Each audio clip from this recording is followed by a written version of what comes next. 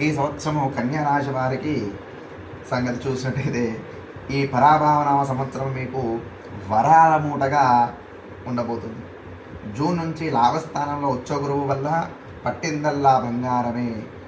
ఈ యొక్క కన్యరాశి వారికి యొక్క జూన్ తర్వాత లాభస్థానంలో ఉచ్చా గురువు ఉండడం వలన వారు పట్టిందల్లా బంగారం, ఏ పని చేసినా కూడా అది అంతా శుభమే జరుగుతుందన్నమాట. అదేవిధంగా ఈ యొక్క కన్యరాశి వారికి ఈ యొక్క సంవత్సరము అంటే సొంతిల్లు కళ, వారి యొక్క సొంతిల్లు కళ కూడా నెరవేరబోతుంది. ఏడాది ఖచ్చితంగా నెరవేరుతుంది. సొంతిల్లు కళ ఈ ఏడాది ఖచ్చితంగా నెరవేరబోతుంది.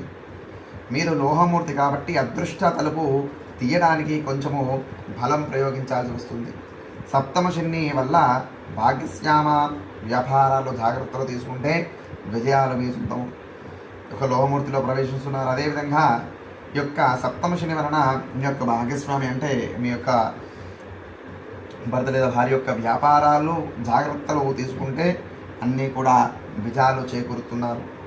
ఈ యొక్క పారాయణం వచ్చినట్టు సుబ్రహ్మణ్య కరావలంబ స్తోత్రం పారాయణ చేయడము, శుక్రవారం అమ్మవారికి కుంకుమార్చన, అదేవిధంగా అనాథాశ్రమంలో బియ్యం లేదా పప్పు దినుసులు దానం చేసినట్టయితే ఈ యొక్క కన్యా రాశి వారికి ఈ యొక్క సంవత్సరం అంతా కూడా శుభం జరుగుతుంది.